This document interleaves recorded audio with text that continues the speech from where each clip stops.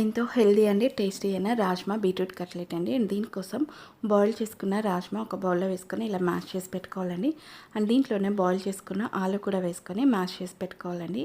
ఇప్పుడు దీంట్లో సన్నగా కట్ చేసుకున్న ఆనియన్, మిర్చి అండ్ గ్రేట్ చేసుకున్న క్యారెట్ ఇంకా బీట్రూట్ కూడా వేసుకొని కొన్ని చిల్లీ ఫ్లేక్స్ అండ్ సన్నగా కట్ చేసుకున్న కొత్తిమీర కూడా వేసుకొని సరిపడా సాల్ట్ వేసుకొని మొత్తం ఒకసారి మిక్స్ చేసి పెట్టుకోవాలండి. ఇప్పుడు దీంట్లో 2 స్పూన్స్ రాగి ఫ్లోర్ కూడా వేసుకోవాలండి. అండ్ ఇది కూడా మొత్తం ఒకసారి మంచిగా మిక్స్ చేసి పెట్టుకోవాలి.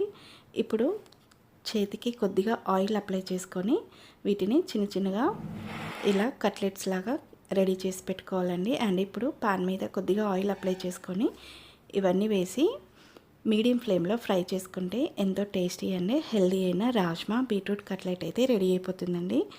అండ్ ఈ రెసిపీ మీకు నచ్చితే ప్లీజ్ నా ఛానల్ని సబ్స్క్రైబ్ చేయండి.